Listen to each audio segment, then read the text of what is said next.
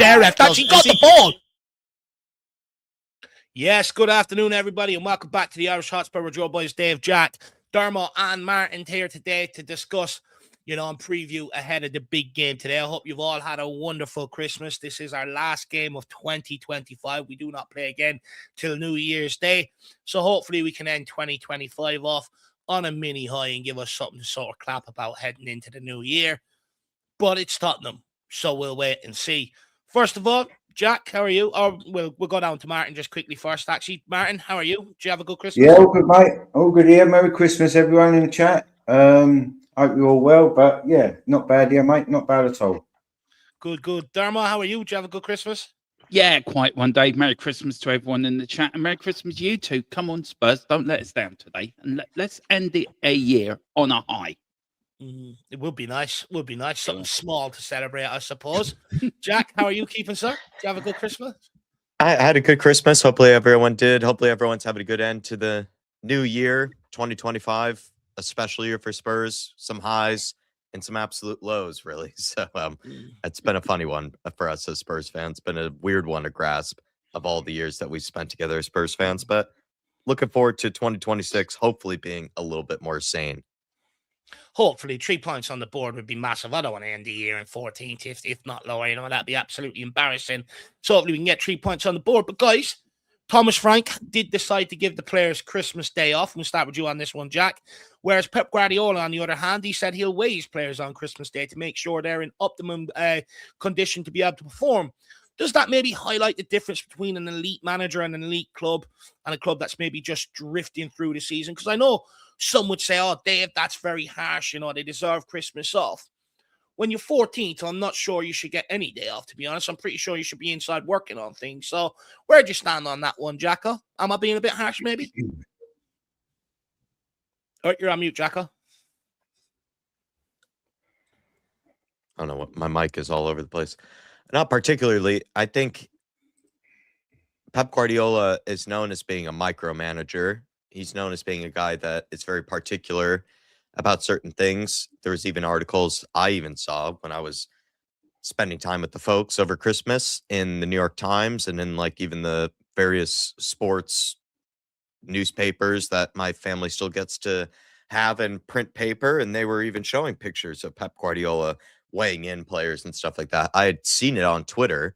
I thought it was actually AI generated images. I think a lot of them were of Pep Guardiola, sitting over his players as they were standing on the scale, looking at their weight, on Boxing Day. But apparently it was true when I saw it in the various sports articles. So, I think it's just two different managers. I think one of them is very particular. One of them is a very micromanaged type of guy. And Pep Guardiola, that is doing everything he can to try to psychologically convince his players that they are in a real title charge. They're in a real push to try to win another trophy. They did, of course, didn't win one last season, which in Man City's situation and Pep Guardiola's situation is a bit of a failure. Whereas in ours, it's not something we could ever dream of really at the time being. So I think it's just two managers in two very different situations. I don't really know how much I read into it, but I would just say that it doesn't surprise me that someone like Pep Guardiola has done that. And it doesn't surprise me that someone like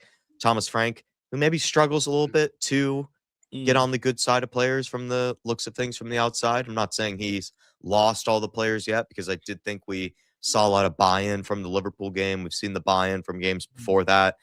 They don't look like they're throwing him under the bus yet, but that's all I would say is that it doesn't strike me as a surprise that he would give them a Christmas Day off, and that someone like a Pep Guardiola would definitely not, if you get what I mean.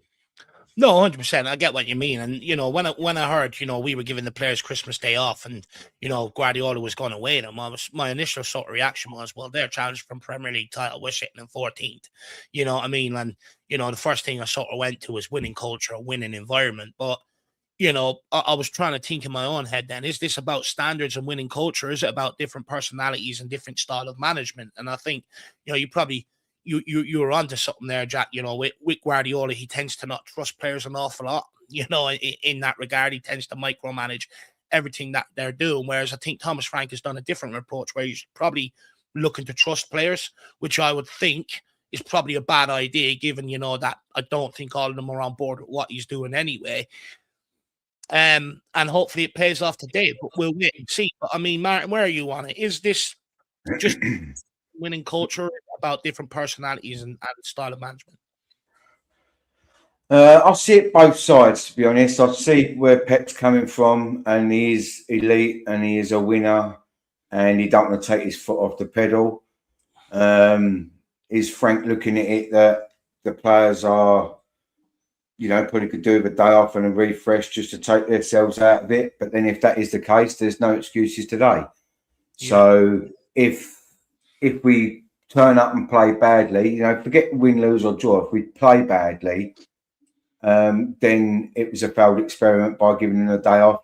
And then you can look at it as either the players don't respect him and what he's done and the club, or they're just shit. It's one of them. But at the minute, would have bringing them in Christmas Day and making them train help the situation? I don't know. I think we'll find it out today. But the fact he has given Christmas Day off, it's got to be a performance.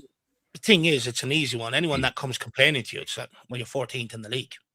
It's a simple answer back to them, get your ass in. But I do understand what you're saying. It'd be interesting to see whether the players. It's not that, Dave. I always hark back to growing up in my kid area. Sir Alex Ferguson was the pinnacle. Now, if he was in first, 10th, or 14th, would he have given the day off? No, he wouldn't. He'd have had them in there drilling them and doing. So I do get that side of it, but I just think as Frank has just given him a day off to give him a bit of relief, and if it doesn't work, then he well knows he should have had him in. So, but it's too late now. But as I say, it's one of them. I can see both sides really. I don't know what's right or wrong. Fair.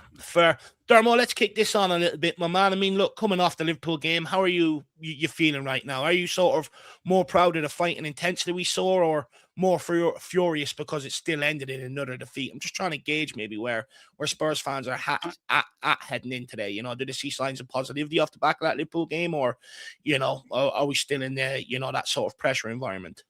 I think it's more frustration than anger. I think I'm frustrated that the players would turn up against Liverpool, but they turn up against. Oh, sorry, am I mute? No, I can hear you. Okay, I can't hear you. Martin can't. Can other people at home hear Dermo? I can hear Dermot. I can hear Dermot. Yeah. Okay. Look, for me, it's more frustration than anger or anything like that. I mean, if players cannot turn up for Forest but can turn up against Liverpool, then it's a mentality thing in the squad. Then it's sort of, well, we don't have to bother against these lesser teams, but the big teams we do have to turn up. I think, yes, there was fight there, but where was the fight against Nottingham Forest? Where was the desire against them? I just think this team is so inconsistent on so many levels, from how the players played, how the players react to the manager, how the manager reacts during games as well. And I think it's just inconsistency. And I think some players do respect the manager. I think a lot of the players don't. I think a lot of this does come back to the way Ange Postecoglou had the group and had the mentality within the group.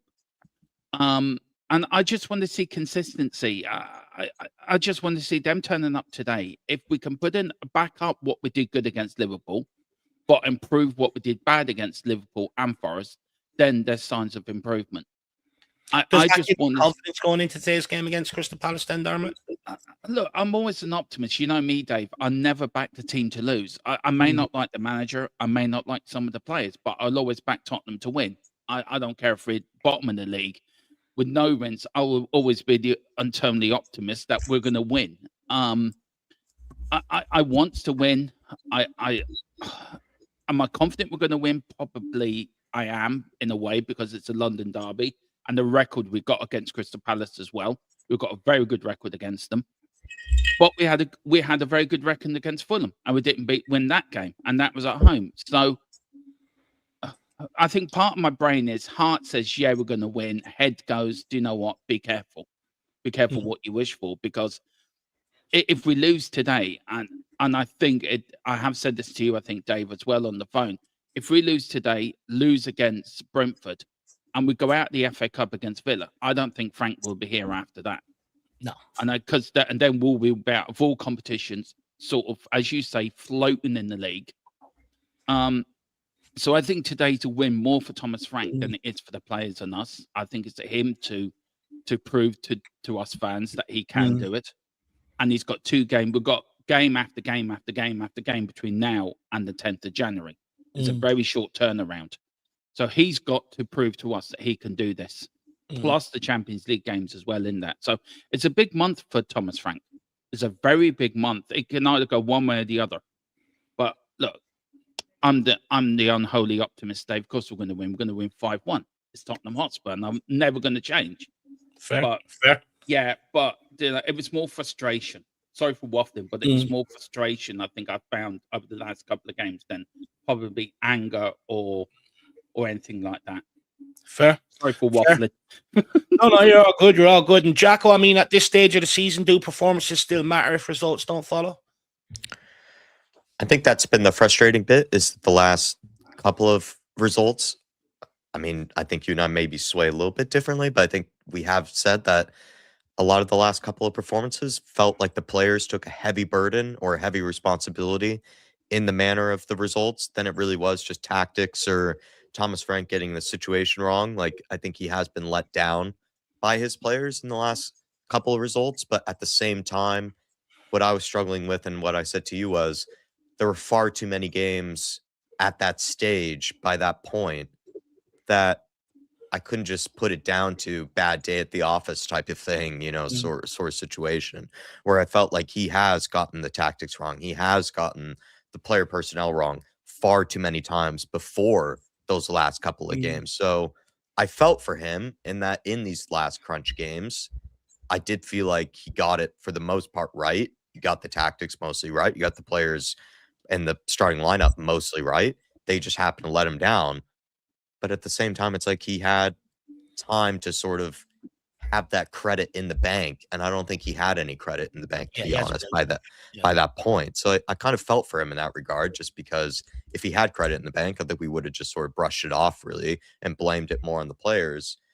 But at the same time, like, he just didn't really have any merit that he had earned with the fan base or anything like that yet. He even said some embarrassing things to call out the fan base, not too long ago, really. So I think it is just down to results, to answer the question, as much as that's a painful thing to say out loud. Like, I think no matter how much the players let him down, which I think they have been doing, don't get me wrong, they absolutely have. I think it is down to just results, really. I think they just need to start winning games, to be perfectly honest. Ideally, you'd like to think, performances sort of bring about results, but we put in a decent performance against Liverpool. We still didn't get anything out of the game. And I think we are approaching the point now, because I think before the argument was made, we're only 4 points off 4. You look at Man United now, they're on 29. We're on 22 all the way down to 14. To Man United are in 6. So them European places are slowly becoming more and more unattainable as these games go on. So I think it is approaching the point where he has to start getting points on the board, because if he doesn't, then the board will have a decision to make. Because to be honest with you, I can understand why they haven't made that decision before now, because it still could have really went either way. But I think the longer this goes on and the more we're drifting away from them European spots, I think the club will be forced into a decision then at that point. So I do think we are in a situation where results is an absolute must moving forward. Because to be honest with you, you can't have your season written off by the end of January going into February. You just can't have that. Not at Tottenham Hotspur. It's not acceptable. And then also, when you look at sort of Thomas Frank's latest words from the latest press conference, I matched them up with what he said when he first came in here. Night and day. The guy's going on now, sitting there going, we're in a transitional phase. When he first walked in, he said about building on the legacy of the Europa League. Then this time, he's diminished the achievement of the Europa League. Imagine that. The guy diminishing a Europa League trophy, even though that guy would dream of getting his hands on it and never will over the course of his career. Yet he's diminishing it and basically saying we got through to Champions League in a backdoor way. No, there's multiple avenues, and we went and won a trophy to get there. And I see what he's saying now, and compared to when he first came in, I can see the life and belief maybe slowly being sucked out of the guy, and that's a huge concern for me moving forward. We've got Sugar Ray WBC says, big up, lads. Let's remember we're a big club and start putting in proper performances. 8 and a cup will do, whilst ENIC 2.0 sort out the mess we are in. Look, this is my huge concern. It's sort of like last year there was a lot of sort of chattering amongst the fan base about standards, what's acceptable, what's not. And then this year, it's almost like, we're ripping the club apart for Thomas Frank's sake. And I'm not having that. A guy that has no history of winning, trophies, a guy that has no history of doing anything in the top half of the Premier League, doesn't even have a good cup run to his name as a manager, never managed at this level before where he's got games every 3 to 4 days, and I'm not lowering my standards for a guy like that who's saying, we have to try and compete in Europe and Champions League. It's very hard. What, you want us to come out of Europe? I mean, come on. The whole aim of this club is to get into Europe every single season. I'm just starting to lose complete faith, to be honest. However, a win today, you know me, all I need is a little and I'll be straight back on board. And look, I think 8 in a cup run, or 8 in a cup, I take that this season. To be honest with you, I didn't even put the pressure of winning a trophy this year. I just wanted to sort of come out with any sort of Europe heading into the next season. I understand there was a bit of work to do. And, with Thomas Frank coming in, I was prepared to give it a little bit of leeway in terms of, trying to get it right. But this is just going on way too long. And look, it's not like I said, it's not all on Thomas Frank. These players have a lot to answer for. The recruitment team have a lot to answer for. ENIC 2.0, how long did they let this go on before, effectively did they keep him here and right off the season until the summer, till the managerial sort of World Cup merry-go-round is on? Or, did they sort of look to salvage the season, as quick as possible now? And they've got a decision to make very, very quickly, because January's right around the corner. You spend the wrong money on the wrong guy, you're setting yourself back even further. So be interesting to see what we do here, Sugar Ray. But look, I'm not even getting into talking about Lewis and ENIC. That would be their Christmas gift if we started doing that. And I don't want to give them that today, Sugar Ray. But good to see you, my man. Just want to add that this is exactly the point that you and I have tried to make, is that in the beginning of the season, this was the majority of people's expectations. Yes, the standards were lowered, but this is why I think some people are already a bit frustrated, because it feels like we lowered our expectations more than usual as Spurs fans for this season, fairly so, because of everything that happened the previous season, because it's Thomas Frank as a new manager, not necessarily the most glamorous of managers, et cetera, but he's still falling below these expectations that have already been lowered for him, to be honest. Like, the expectations were lowered.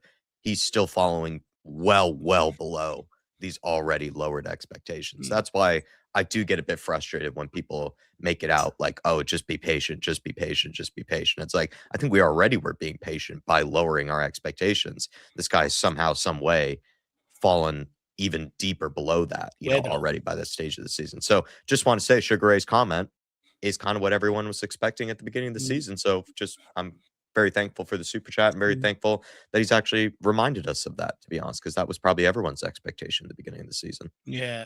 Really, really appreciate the support, my man. And, fair play. It does go a long way. If anyone else wants to sort of steer conversation or whatever, feel free to do the same as Sugar Ray. Big up, John, also sharing it out on Twitter. Really appreciate that. Very, very kindly, Mr. Stokes. Big up, Logan. Great to see you. Limpy down under. George is in the building. We've also got Iceman in the house. Good to see you, my man. Colin Turner. Great to see you. Mick Harmalock. Hopefully you're keeping well. Who else have we got? Shem Tam. Good to see you, buddy. We've also got Joe Blogs. Aaron 24, have you seen Brentford are now doing better than Frank ever did with them? I made the joke last night in a couple of group chats, to be honest with you, just to sort of have a laugh and, see he was going to rage bait and stuff like that. But sort of, I put in one basically saying, Thomas Frank was holding Brentford back. And, I did get quite a few chuckles, but big up, Aaron. Good to see you, sir. Look, something I tried to highlight when we were bringing the guy in, how much of it was actually down to how well Brentford are set up and stuff compared to Tottenham Hotspur. And, would Frank be able to do the job that Tottenham needed? But I got shut down at the time. We've also got RDRS for Siri. Great to see you. Hopefully you're keeping well. We've got Ugly Fish in the building. Great to see you, sir. And then we've also got Taylor Knightsbridge. Hopefully you had a good Christmas, my man. Hopefully you're keeping well. Your dad's buzzing with the new microphone, by the way. He says, come on, you Spurs. I am optimistic for the game. 2-1 Spurs. father like son. Do you share the same optimism, Martin? I don't know where you got that from. Maybe I'm a bit older, wiser, and a bit more beaten down over the years. But no, listen, I think today it's a day for optimism. I've just got to jump on board that ship because I'm not quite there yet. Sorry, there's a big truck thing going by where they raise money for charity, and it's just horn after horn after horn. I don't know if you can hear that or not, but it's very, very off-putting. No. But big up, Taylor. Good to see you, It's called the Ice Cream Man, Dave. It's called the Ice Cream Man. Yeah. But big up, Taylor. Good to see you. And yeah, where does your optimism come from? If it didn't come from your father, my man, big up. Good to see you. It comes from youth. Comes from you. Yeah, do you know what? That's probably true. That's probably true. Big up, Skunk Works. Good to see you, Rooty Toot as well. We've also got Lily White Indy in the house. Queen Ellie, as always. Hopefully you had a great Christmas as well. Stevie, hopefully you had a good Christmas and enjoying your time away from the screen. We've also got Dermo has gifted out a channel membership as well. Fair play to you, Dermo. Very, very kind of you. Who's that gone to, Jacko? And big up Kate Rixon as well. Hopefully you're keeping well. Good to see you. It's gone to Emily. So maybe you can't avoid her at this stage, Dave. I'll get her to pass that on. And we've also got the Luther man. Big up, lads. Good to see you. Hopefully you're keeping well. We will pass that one on. Just give us a moment or two.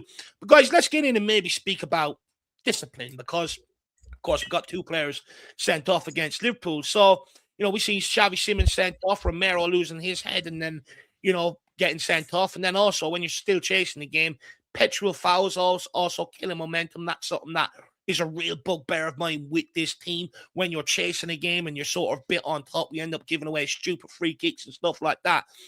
Jack, we'll start with you and kick this one off with you. Is that down to frustration with decisions, from referees, or is it maybe just a mentality problem at Tottenham Hotspur? Because, the other side of the opinion would be you can sit here and moan about referees, but at the end of the day, if you know they're not with you, lock in, show some mentality. I just think we haven't really won enough games in enough high-profile games to have that sort of maturity and to have that sort of temperament to be able to show a bit of class and realize the situation and the occasion not to lose your heads. So I'm a little bit torn on that, in that it's just kind of the nature of the team at the minute. Like, I think in these high-profile games, these big games, they do seem to get pretty pumped up for it. I think that was even the case under the previous manager. Even when things were headed the wrong direction, they did seem to get up for some of these bigger games. But in this last one against Liverpool, they looked like they were well up for it. Like I said, it didn't look like they were in any way putting the manager under the bus, but they let the manager down in their own discipline and in their own maturity and how they were handling some of the decisions made by the referees and everything like that. That being said, though, I mean, must just quickly say, even just watching the Aston Villa Chelsea game just last night, just some of the times I saw some of the same fouls, of course, being called by the referee, but he's just having a talking to with them, not even blowing it up as a yellow card, like just sort of having these like tea time conversations with them. And then with Spurs, he would be like, that would just be a straight red, for like a Spurs player, it feels like in comparison. I did feel for them in that regard. Is that it does feel like we are getting the bad luck of the draw, it feels like, with some of these referees for whatever reason. They just seem to really have it out for us this season. But I think the reason, Dave, that we have lost our heads, the reason we don't have any discipline is because we haven't really won games, these big enough games, to really know how to have that discipline, to really know how to show that maturity. If we had been winning more games in the calendar year, I think there would be a bit more class shown by the players to be able to know when to go into a challenge hard, know when to maybe pull out, know when to not just scream and run up to the referee and sort of demand, that needs to be a different call type of thing. I just don't think we have the cahoots, or we don't really seem to have the know-how yet when and to not do that, basically, because we've lost so many games. It's almost like the players are kind of wound up like a spring, really, if you get what I mean. No, 100%. I do think a lot of it actually bears down to frustrations on many levels. I think a lot of it bears down to frustrations about the game maybe not going how they anticipated it beforehand, maybe not being able to execute maybe what they worked on beforehand. I think a lot of it comes down to tactics as well, you know, what they're being asked to do under this guy. But also, you know, when you're seeing things blown up against you and not given, you know, the other way around, you know, that also bears a lot of frustration. I think we see that all sort of culminate on the football pitch in general. You know, the amount of sloppy cards we pick up, some of them not justified. You know, there was a new rule brought in place that the referees only wanted to speak to the captain because they're weak and they can't speak to multiple people at a time. So Romero goes and do that and has picked up 3 bookings for it. I wonder if any other captain picked up 3 bookings this season for going and contesting referee decisions and stuff like that. And we can sit here and say, oh, maybe it's how Romero approaches it. Bullshit. If the referees ask, you're dealing with players in an elite environment that are worked up, you know, that are running on adrenaline and everything else. You know, they're not going to speak to you with P's and Q's and stuff like that. It's elite level sport. It doesn't even happen at Sunday League. So I think that's sort of unfair to sort of expect that. You know, I think the referees have to expect that these players are going to come at them with a level of aggression, especially when they feel hard done by on the receiving end. So, but you know, I suppose the next natural question then is, you know, because it is sort of born out of a lot of frustration with many things, we'll let Martin and Dermo come in on this one. Is this something that Frank can fix, or does it come down to the players themselves where they maybe need to have an honest conversation in the dressing room? I'll be curious to see where you guys are at, and I'm just muting myself because there's a full-on carnival going on out here. We can't hear it, Dave, just to make yourself feel any better. It's just absolutely wrecking my ears. I'm hearing drums, horns, fucking everything. Yeah, for me, I think that just touch on the Liverpool game a bit.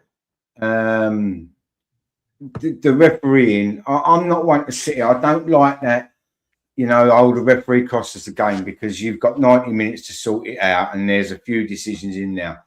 But that's me as a base setting. But, you know, some of them decisions, and not just like the impact ones, are just a lot of silly decisions, was just very, very wrong on that referee's part. The Xavi one, for me, this one in what you call an orange. It was unnecessary. It was stupid. He didn't need to do it. But at the same time, I really don't think he went in to hurt him. So by the letter of the law, they said it was violent and all this, that and the other. You know, I know but I say that's an orange for me. I couldn't. But I've seen Liverpool players come out, fans come out and say it was and it wasn't. So you just don't know where it is. But like a lot of the other decisions that went against us, and the second goal for Romero, it was a push in the back. Now, we've discussed it before with the West Ham game and all these other things where we were rugby tackled in front of the floor and the ref just goes, no, carry on. So you can understand over a time, Romero's he's built that reputation where referees don't give him the time of day anyway.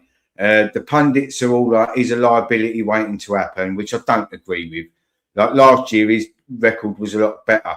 But under this now, with the frustration of maybe, as Dave was saying, the tactics or the results, as you were saying, Jack, you know, there's a big cauldron pot of a lot of stuff going on that are all feeding into everyone's emotions. And Romero is an emotional player.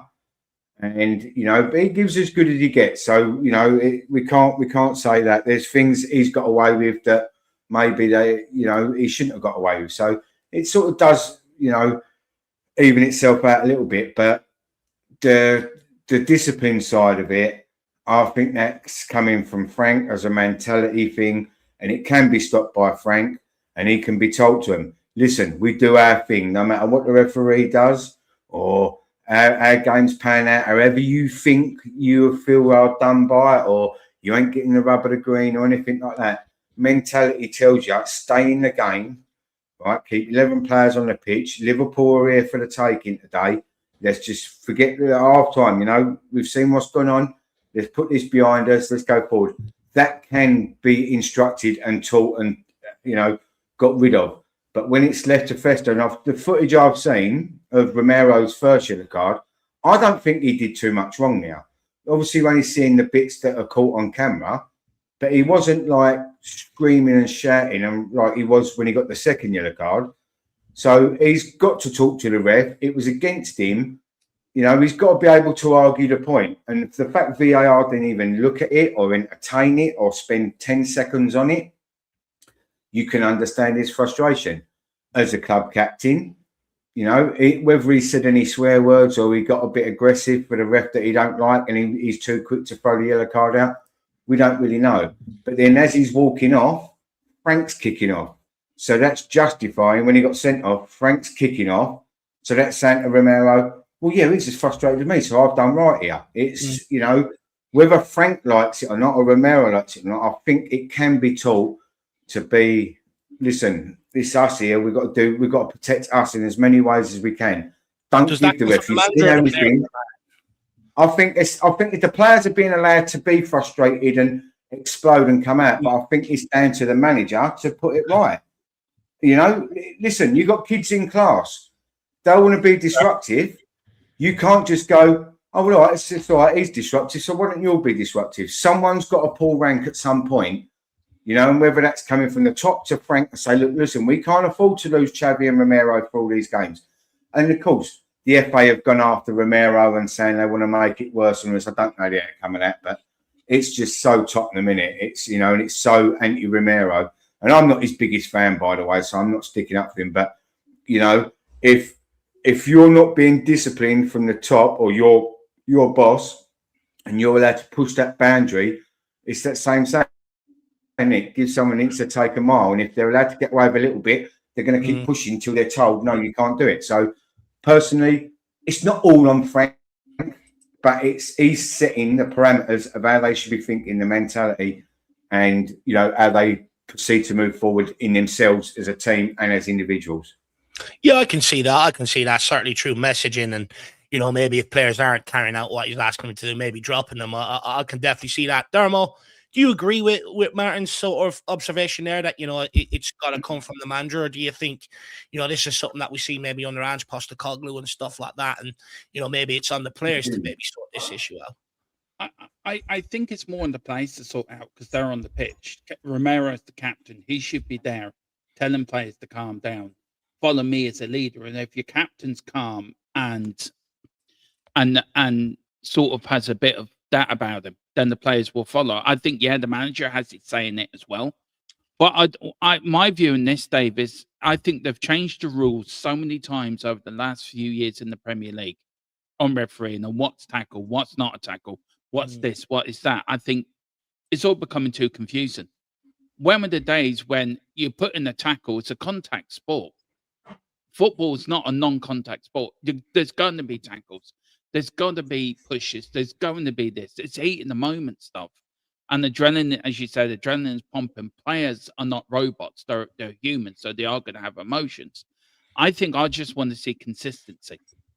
You can't have one game where a referee doesn't give nothing and you see the next Premier League game, he's sending every player off. I want consistency, and that comes from the Premier League, comes from the FA, comes from the rule makers as well, about making the rules simple, easy to understand. And on the player side of it, I think Romero is captain. I think he's got to lead by example. I felt it was harsh, him getting sent off, but he got goaded into that second yellow card. He's a World Cup winner. He should not be stupid enough to fall for that. I understand if that was a Bergville or an Archie Gray, you're inexperienced. Yeah, I can understand probably getting goaded into it. He should know better. As for Xavi, I thought it was a yellow card. The referee gave it a yellow card and they're talking to. So why is VAR getting involved? If the referees made the decision, that should be able to stand. VAR, I agree with Ange Postecoglou, what he said last year. VAR is running the game. The referee's just the mouthpiece. He's not running the game. They're running the game back at Stockley Park. And people out there do have agendas. Nobody likes us. And do you know what I mean? It has to be sorted out because Jack is right. You were seeing tackles last night where there should have been a red card. And then Tottenham turn up. Oh, don't worry, we're going to book him, send him off. I mean, it's ridiculous. I think the rules are too complicated. I think the Premier League, the sooner they get rid of VAR, the better. Because we could moan and groan about games all we want, but at least we thought the games were being refereed fairly. They're not. If the referee gives not going to go though, is it? No, they put too much money in it. Yeah, it has to go though. It's ruining the game. I know they put a lot of money into it. It has to go. It's VAR should be brought in for two things: goal line technology, and that's it. Offsides. That is all. Now they get involved in running the game. What's giving us a red card? What's giving us a free kick? What's giving us a penalty? VAR is so open to corruption. It is unreal. And I bet you in 20, 30, 40 years' times, some of these games will be looked back at, and I will guarantee it, and I will sit here and I will put my life on it, that some of these games will come out, that corruption will come out, match fixing will come out of some of these games, because VAR is so easy corruptible. And that's the way I see it. Yeah, no, look, I feel your grievances with VAR. I remember at the very first point of it, I sort of said my objections against it, and people in the comments making fun of me, saying, "Dave, get your rice strainer out and put it on your head," or get the tinfoil out and stuff like that. But the longer it's gone on, everyone is starting to sort of hate it, and match day going fans and fans at home, it's just sort of ruining the game. And look, partially, I think the fact that we're on the wrong end of a lot of decisions, I think is partly down to ourselves. I think we're too weak in terms of coming out, hitting back, protecting ourselves, putting scrutiny on decisions. We tend to just play the nice guys and hoping that they realize that and start putting decisions in our favor when they don't. And the reality is referees moan about clubs putting pressure on them and, this, that, and the other, but yet, when a club doesn't, they don't seem to, there's no reward for it at the end of the day. So I think we don't help ourselves in that regard. But when it comes to VAR, it's sort of, I think where we're at, the approach of it now is you either rip up the rule book and change it to suit modern technology, or you sort of just take the good bits from it and eliminate the rest of it from sort of heavily deciding games and stuff. Because actually, when you slow things down, you're talking about a really fast sport. It works, in the likes of rugby. It works in some other sports because it's a lot slower. The game isn't moving on as quick as it does. More factual, isn't it? It's like it can be scrutinised that little bit. Like the thing is with rugby, 9 times out of 10, the ball's probably only moved to the left-hand side, stuck in a ruck. With football, the ball could be up on the other end of the net, just like that, I'm just not sure it suits the game. And when you slow it down, like anyone that's played the game, it's fast, it's physical. When you slow everything down, even the cleanest of challenges, you will find something wrong with it, with VAR when you slow it down and stuff like that. But look, I don't want to heavily get stuck into the whole VAR conversation today. I feel like I do enough giving out about it. But look, we have spoken a lot this season about refereeing decisions going against Tottenham. I'm sorry to say, guys, but it does not get any easier today. The referee in charge is Jared Gillet. In 13 games officiating Spurs, he's handed out 31 yellow cards and 1 red card, and has never awarded Tottenham a penalty in them games either. Jack, why do you think Spurs have consistently struggled to get decisions in our favour? Jeez, I mean, this Jared Gillet guy, I feel like we've really struggled to get any decision of any kind. He's the Australian referee. He was the Australian referee, and I think we joked, like, when Ange was in charge, it was like, surely we'll get the rub of the green with this guy. It felt like this guy almost... Yeah, but it was the complete opposite, right? Like, it felt like he was actually judging us more harshly because of whatever Australian tie that there might have been between the two. I don't want to be doom and gloom, but I almost feel like Gillet has been harsher to us than even Jonathan Brooks has in the past. Jonathan Brooks probably had one of the worst refereeing performances we've ever seen, and probably hopefully will ever see. I really hope so. But Jared Gillet is up there for some of the absolute worst that I've actually come across, to be honest, as a Spur fan, like pretty consistently. I think he sort of falls in the Michael Oliver, kind of bracket for us, where it's just like, you just know you're not going to get the rub of the green with this guy, to be perfectly honest. I do feel like where I have become frustrated as a fan in general is, again, just referencing just last night's game. There was even a moment where Morgan Rogers got tackled by Cucurella, and he gets up and then he 2-hand shoves Cucurella to the ground, feet away from the referee. And then the referee just sort of like holds, Morgan Rogers, like gives him a hug, basically, just sort of like tells him to calm down. And he doesn't even give a yellow card. If that was one of our players, like, he would have shown him like a red card, like straight away, or like would not even bother to even calm him down or speak, to the player. So I just do feel like the game, for some reason, with Spurs this season has been refereed very differently. I agree with you. I don't want to get into this whole VAR conversation, because I don't think we need to go to VAR. I think we need to just go to how the game is actually even being reffed on the pitch by these guys. It just seems like they are just calling a completely different game to they are with other teams and they are with other like absolutely mass, profile games. It's just been exceptionally annoying to have to watch really that. I feel like Spurs have just been refereed, to be honest, completely differently to other games. So I don't know. I think Spurs probably struggled to get the favor of the referee just because maybe we don't have these English golden boy. I don't know. I'm just going down the tinfoil hat, conspiracies, because I just thought the fact that Morgan Rogers did that in front of the referee and he was just being told to calm down. When I was like, if that was a Romero, a Bentancur, a Udogi, it just feels like they would have been blown up for a yellow card straight away. But because it was, golden boy Morgan Rogers, who's just on fire right now, he's just somehow told to just calm down, and he's allowed 3 or 4 more of those challenges. Just kind of made me sort of scratch my head as to how are they supposed to handle themselves like any differently? Because these other guys are getting away with it. Why can't we?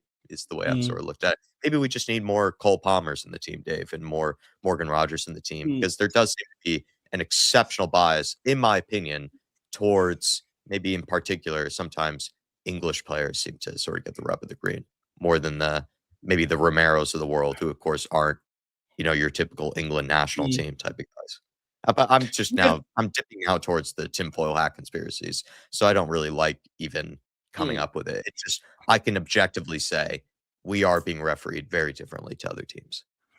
Look, I can't believe I'm saying this, but I actually agree with Shawnee Maddox here. I suppose, Shawnee, let's enter the new year the way we mean to go on, right? He says, when Liverpool or City get a bad call, the club makes a statement. Spurs do nothing. It's not surprising we don't get calls. And I think you can say the same with Arsenal. Sir Alex Ferguson was a master at it with Man United.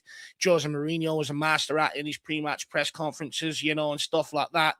And I sort of agree with you. It goes back to what my mum and dad said to me when I was younger. You can't keep, if you're going to keep letting people hit you, they're just going to keep doing that. At some point, you're going to stand up, hit back, and start, standing up for yourself and stuff like that. And I think it's the exact same here with Tottenham Hotspur. You say nothing, it's just going to keep happening. Put pressure on through statements. Even Nottingham Forest, they brought in a referee to re-referee the games so that they could go to the FA and say, this is where we're being that hard done by. All of a sudden, the FA calls the referees in. This is what Forest are aggrieved with. Then all of a sudden, it stops happening. You know what I mean? And it's just like at Tottenham Hotspur, we do absolutely none of that. None of the managers come out and put the referees on blast. The club never issue a statement, and stuff like that. And I do think it comes with a lot of camaraderie inside. It's almost like, we know inside the club, everybody's pulling in a different direction. No one's working together and pulling in the same direction. And when that's happening, you're never going to get, people pulling in the same direction in terms of outwards, towards media and towards, refereeing decisions and stuff like that. We sit here, we're always getting laughed at by the media. We're always getting laughed at by rival fans. We're always getting the wrong end of the decisions by referees. The FA don't help us out. Lasagna Gate, you go back to us wanting to move a game so that we could play a Europa Conference League game. Weren't allowed, but Arsenal were allowed to move theirs and stuff like that. But we do nothing about it. We just go, okay, no problem. Let's play the good little boys. And I'm absolutely fucking fed up with it.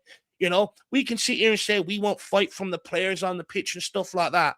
But also the managers and the club also have to start fighting for these guys on the football pitch. Start questioning decisions. Because if you don't, you start getting reds and games are collapsing like we seen against Liverpool last year. That's off the back of Chelsea a couple of, not so long ago and that, before that and stuff like that. These are happening way too often. It's about time Spurs came out and fucking stuck up for themselves and done something about it. Martin, anything you want to add to that? Yeah, well, for me, this goes back way beyond the current ring. I remember standing White Hart Lane many, many times singing about Uriah Rennie. Rennie, you'll see you next Tuesday. That was sung by the whole stadium, not a section. That was ringing around the whole White Hart Lane stadium every time played because, back then there wasn't the internet as much. There wasn't the scrutiny and Sky was just starting out, but it was happening then. And, I don't know whether there's something. They can't all sit there before the season and go, right, don't give Spurs nothing. We don't like them. It ain't a case of that. But there's something somewhere in the back of their minds. Is it what you're saying, that the clubs don't stand up for them? They go, we can do what we want to this lot because they're not going to argue. They're not going to make me cancel. Yeah. Do you know what I mean? Where Liverpool, we will sit there as fans and go, oh, you whinge too much. But then like what Forest bought in Clattenburg, wasn't it? And we all went, what are they doing? But it worked. I don't want to be that little whinge bag. club that do all that, but it's costing us things. And until then, with the players the way they are in the mental attitude they are at the minute, any little thing like that is going to make things so much worse. We're struggling in games. Yeah. So any little referee decision that just takes their mind, Romero's mind's gone. You got Gary Neville going. He's losing. I turned him off. I couldn't listen to him. He's losing a plot. He's this. He's waiting to get sent off. Now what Gary Neville's doing is what a lot of people on YouTube do. I'm going to stick to my thing, and at one point he's going to get a red card, and I'm going to go, told ya. It just happened to happen in that game. Made Gary Neville right. He walked away like he thinks he knows everything, and there is, without, because you're a Spurs fan, it affects you more, but you must be able to see it. Like, do you know what I mean? It's, I don't know, yeah, but it's not a new thing for me. It's really not.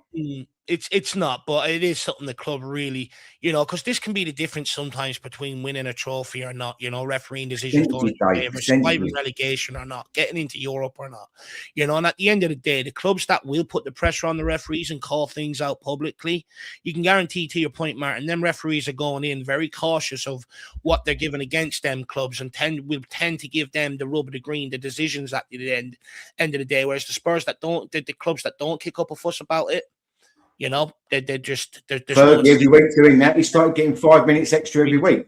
Exactly, because he was going. I mean, he was on them in the game. 85 minutes. He's going them like that, and it's advantages. And then they go and score in that 5 minutes. It's advantages. Yeah. Just to add really quickly, like I do feel like if Spurs had made a complaint, you would imagine we will be refereed differently for this game. Like you would imagine that they will sort of be on edge to think, okay, like Spurs aren't this dirty team, when looking back at all the challenges and everything, maybe they were a bit hard done by Jonathan Brooks. If Spurs haven't made any complaints or any sort of formal debates with the FA or with the referee committee, they'll almost then look at it like as if it's a confirmation that we are this dirty team, that we are this sort of side that deserved all of those decisions by the referee. So then they'll almost double down going into this game, feeling like, yep, I have to be aware of that. Like, Spurs will put in these challenges, that I have to be aware of, especially with Jared Gillette. Like I was saying earlier, I think it's been one of the worst referees towards us. But had we made a formal complaint, had we done something like a Forest or an Arsenal or a Liverpool, you wonder if maybe someone like Jared Gillette would have been told beforehand, okay, listen, like in the last game, they were judged very harshly, just be aware of that. Maybe they are a bit hard done by. But if we don't make any complaints, they'll almost double down and then say, oh, well, just be on edge, make sure that they don't put any of these challenges. So I think that is the benefit of complaining, to be honest, is that you are going to sway them towards maybe looking at you in a different light. 100%. You don't want to be that, but you can't beat them joining. You've got to look. You have to, if you want to win things and you want to be eternal winners, you got to question and dissect every facet of the game. You got to try and do everything you can to manipulate things to your advantage, 100%. But guys, I do want to, I've got maybe one more question around that, because I do be conscious. I don't want to be on it for too long. And, everyone gets bored of it and stuff, because I actually do have a much more interesting question in terms of Palace and Glasner and where we are. Is it down to, maybe just them having a better manager and, rather than having a better squad, and manager sort of getting the most out of the squad. So I think we've got more interesting debates coming up there. But just to end off this maybe segment about referees and stuff, given what we saw against Liverpool, guys, the frustration, the red cards, the loss of control on the pitch, if you're Thomas Frank, what's your message going in, to the players going into this game today?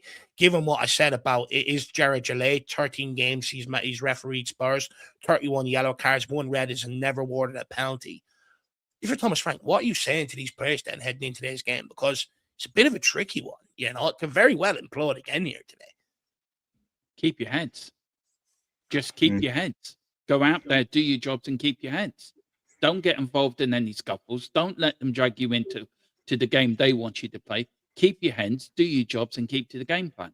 Simple as that. Don't give the referee an absolute inch. And if a decision does go against you, just walk away. Don't argue it, walk away. And just don't give him an inch that he can yellow card you for saying something. And then if you yellow card you, you're walking on the tightrope of him giving them a chance. Is it one of them, Dermo, let your football do the talking today? Yeah, let your football do the talking. That's been if I was in that dressing room, that would be my message. Let your football do the talking. I know football's an emotional sport. I know football is the emotion sport. I know adrenaline runs. Players will want, because they're losing, they want to give an extra 20%. They want to try that bit harder. And then when you try that bit harder, then you go over the edge. But I think keep your heads, let your football do the talking, and don't get involved in any stupid arguments. You know, if you can win your argument, take it. Pick your fights as well. Fair. Jack, Martin, anything you want to add to that? If you're in, like, try and put yourself in Thomas Frank's shoes, because it's a difficult one. It is a very difficult one to navigate off the back of Liverpool. The referee stats, you know, that he's clearly not a referee that favours Tottenham. Well, for me, I think he should be saying that every game, like, just, you know, we all see it, so he must see it as well. And he feels hard done by because he's standing on the sideline screaming shout back. So I think that's the message he needs to send every game. And, you know, he should have the players in a mindset where they're switched on and shouldn't have to use the referee for or against us. But, yeah, I you know what I mean? The referees we can't control. But what we can do is not give them as easy a ride as they get. If I was Thomas Frank today, you know, I think this is where he should be clued in. I'll be using unity together. This, you know, that sort of topics. That's what I'll be hitting home at today. You know, the whole world's against us. Everybody, you know, it's up to us now. You know, this is all we've got here. You know, and that's the sort of message I'll be putting out, because I think if we can come out the right side of today, you know, despite the referee being against us and everything else, then that sort of unity, you know, and that sort of togetherness can be used to sort of push on back up the table. So that's the sort of angle I would be approaching it if I was Thomas Frank today, personally. But look, I suppose that's probably why I'm sitting here, you know, doing YouTube, and he's sitting in the dugout, even though at this point I'd argue I could probably do a better job than what he's doing. But Geoff Totten has given out a channel membership. Fair play to you, Geoff. Hopefully you're keeping well, sir. Hopefully you enjoyed your Christmas. Big up to Joff. Let me see who it's gone to. It's gone to Kai Kavalitz by the looks of things. Of course, it's all different usernames, so I was trying to struggle to figure out who that might be because it sounds like a familiar name. But big up to Mr. Kavalitz, and thank you very much to Joff as well. Hopefully he's keeping okay in Perth, Australia. Big up to you. Very, very generous, sir. Big up, Joff. Very, very generous of you. Rooty Toot says, does anyone know what the hell is going on with Solanke? I mean, you're better off asking for. Yeah, he's doing well in the bedroom department. Apparently, he's putting him in the back of the net there, isn't he? He's plenty of time, doesn't he? You know, he's got more time than what he usually does. But look, I think with Solanke, you know, I think coming into the season there was a decision made one way or another that he wasn't going to have surgery. Then, you know, it turns out it wasn't getting any better, so then they needed to have surgery. Then off the back of that, then it's just about getting yourself back right, getting up to full fitness, sharpness, you know, and stuff like that. It's one of them, because we made the wrong decision in the summer. It's prolonging it now into this season. King Hodler says, good afternoon. I know that 4 of our 7 losses have been to teams currently 1st, 3rd, 4th, and 5th in the table. As for today, Palace are in a run of indifferent form, and I sense a bit of an opportunity. Look, there's certainly an opportunity there today, and at someday, I'm one of them. I truly believe at some point you've got to turn a corner. I remember when I first started YouTube and everyone was, you know, screaming, melting down about the lack of trophies. I says, guys, you got to go through pain. It'll come. Happen with the Europa League. So I'm still one of them. You know, you got to turn a corner at some point. Do I believe it's going to happen under this manager? I don't. I get what you're saying about, you know, some of them losses, but it's also, you know, you go back to dropping points against Wolves earlier on the season, Brighton earlier on the season. These are games that I was saying, if you've got European aspirations, you can't drop points, especially if you're going to end up dropping points against the top teams. The problem is we're dropping points against everybody right now, regardless of who we're up against. And it just can't keep continuing. Like, if you look at, you know, the stats, you know, where is it? We've only won 1 in our last 9 Premier League games, and we've conceded in each of our last 10, you know, and the whole thing about Thomas Frank was the defensive solidity and stuff like that. We're worse than what we were last year, despite being more pragmatic and set up to try and concede less, you know, and you keep doing that, you're not going to win games. And he can sit here and moan about the attacking talent at his disposal. It was him that chose to come in and praise them in his first interview as Tottenham sort of manager. So he has nowhere to hide. He's at his back 4 fit. He's at his back 4 fit. Exactly, and it's worse than last year. And last year we were watching Radu Dragosin and Archie Gray for most of it. You're absolutely spot on, Martin. We've got this from the 2 Mark show. Big up there. I think this is Cookie. Big up, Mark. Good to see you. He says, member for 24 months. Big up the boys, Dave and Jack. I hope all is well. Hopefully all is well with you as well. And hopefully you've had a good Christmas with the family and that, Mark. Good to see you, sir. Hopefully you're keeping well, buddy. Now, where am I at in my bag of tricks? Yeah, look. I think everyone's sort of... Look, I'm not even going to get into it, actually, to be honest with you, because at the end of the day, it's results business. Frank is under pressure to start delivering results very, very quickly, regardless of what side of the coin you sort of sit on with Thomas Frank. At the end of the day, he's got to start picking up results very, very quickly. So let's get into this. Thomas Frank has been full of praise for Oliver Glasner and Crystal Palace, and I think Oliver's done a top job at Palace. This is what he said in his press conference. Very impressive, clear identity of the team, defend low, very compact and difficult to break down, and very good on the counters. Probably one of the best in the league. They're one of the best on corners and have added long throws. They have a clear identity with their 3-4-3. They've done an impressive job. Crystal Palace sit 8th in the Premier League now, Jack, with 26 points. In contrast, we sit 14th on 22 points. Do Crystal Palace have a better squad than ours, or do they simply just have a better manager getting the most out of what he's got? I think Oliver Glasner is getting a better tune out of the players that he's been given than Spurs have, than Thomas Frank has with Spurs. I think Crystal Palace are a classic example of why I do get a bit frustrated with, oh, the players are terrible, the players are terrible, the players are terrible. You know, you can't expect any manager to get a tune out of this lot, type of arguments. It's like, well, kind of the reason we hired Thomas Frank was he was, in a way, like an Oliver Glasner, in that he was getting a tune out of what we're supposed to be, a bunch of pretty average players for the most part. I think he's doing the same thing, Oliver Glasner in his case, over at Crystal Palace. I mean, you've said to me, like, I think there's maybe a few examples, like, here and there, like, in that team that maybe they have, like, a player or two that could be better than the ones we have. But 1 through 11, no way you could actually say to me straight face as if they have a better team than us when it comes to the midfield, when it comes to the defense, when it comes to even the forward line. Like, it's just not the case, really. Like, I think Spurs undoubtedly 1 through 11, like the majority of the players that we have to pick from in our best 11 to pick from right now do have better players than Crystal Palace do. And I think Oliver Glasner has done an exceptional job with the, lot he's been given, especially after losing Eze, like, as well, to be fair to him. Like, I think he has lost a true maverick in that team, like someone who you would basically build the whole team around. It's not like he's been totally replaced. He's been replaced by Yeremy Pino, who's actually done a pretty good job for them, I think, since coming in, but he's in no way going to ever fill the boots of Eze. Like, he's always going to be a downgrade in that regard, really. And I just think Oliver Glasner is just another case and example of a guy that's done the best with what he's been given. And people will forget, they do have midweek games. Yes, it is the Conference League, but they have midweek games as well. And for a club like Crystal Palace and the squad that they have, like, I feel like that's similar to what Spurs are going through. Like, they don't have, like, the squad depth that you would probably be able to handle to be able to do these midweek games, even if it is only the Conference League. Like, it is only Crystal Palace. Like, they're managed a bit like Spurs, where they don't have a huge wage bill. They kind of look to sort of save money here and there, like a bit like Spurs, to be honest. They have pretty sort of skint owners for the most part. Like, I just feel like Oliver Glasner has just gotten an exceptional tune out of what he's been given.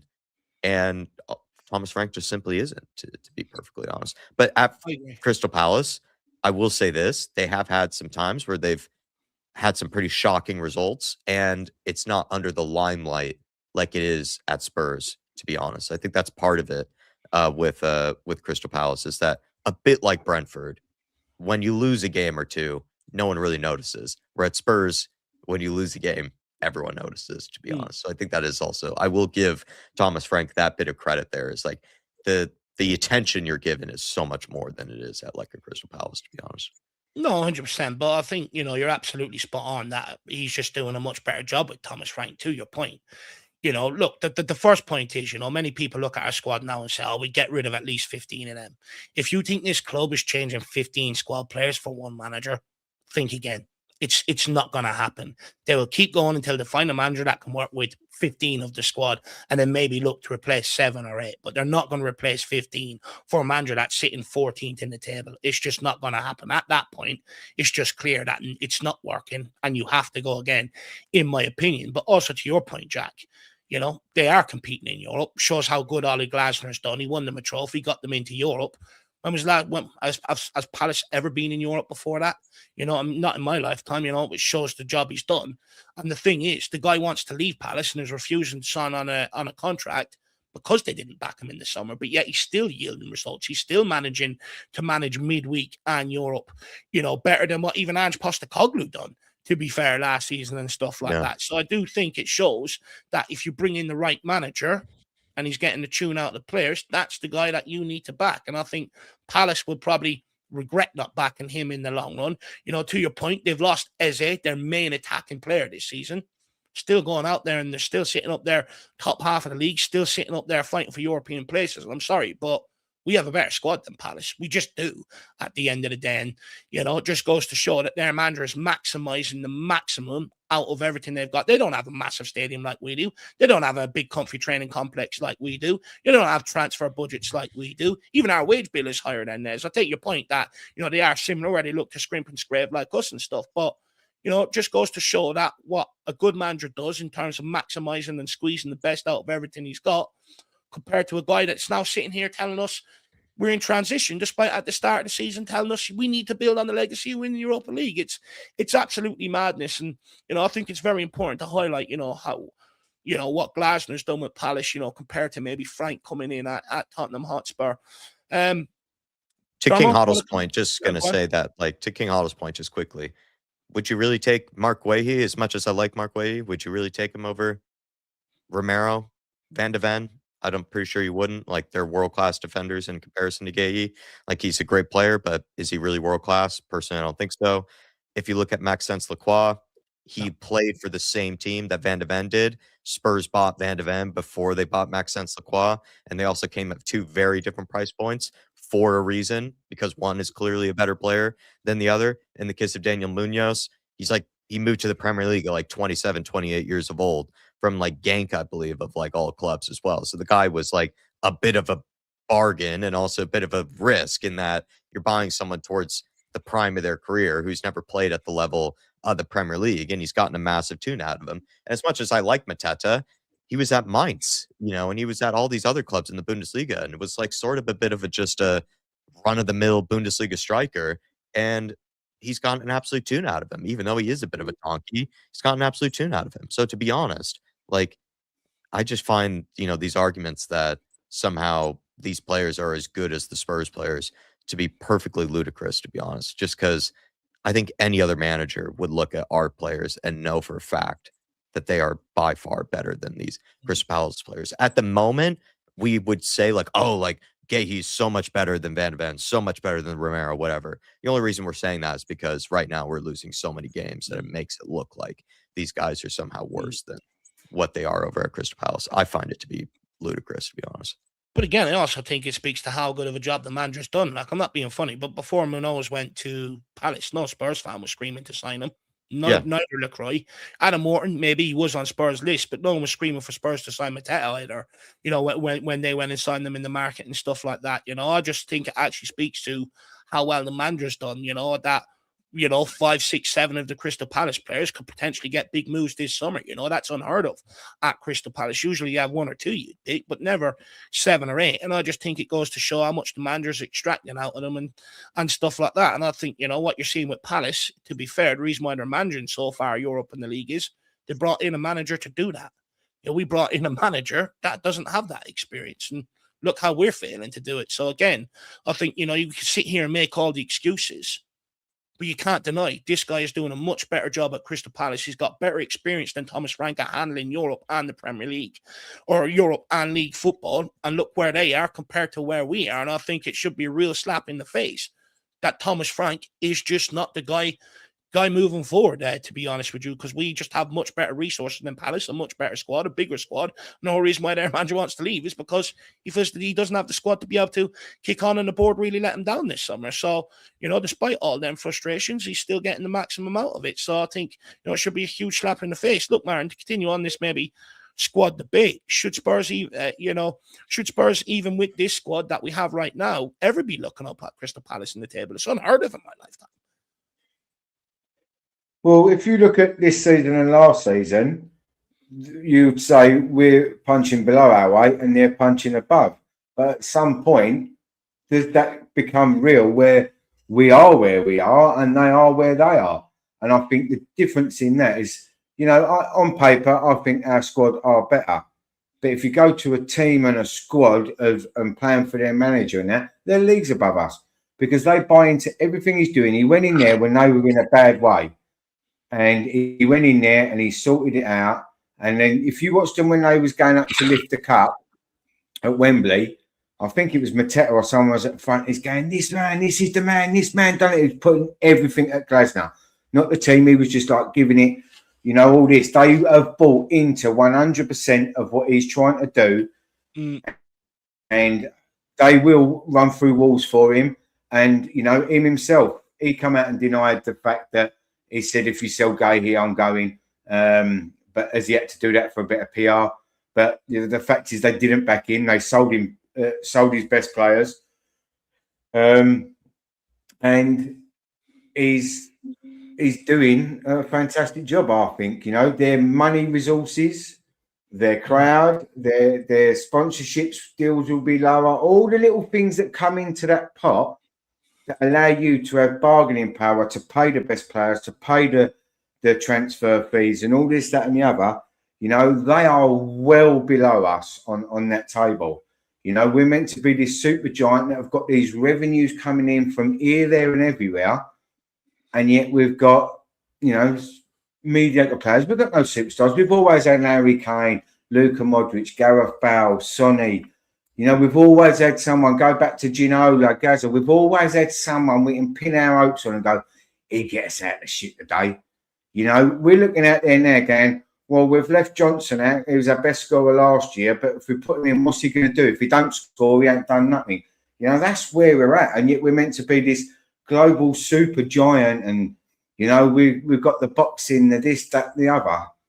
But everything is great about Tottenham, apart from the one thing that Tottenham is built on, and that is the team and the manager.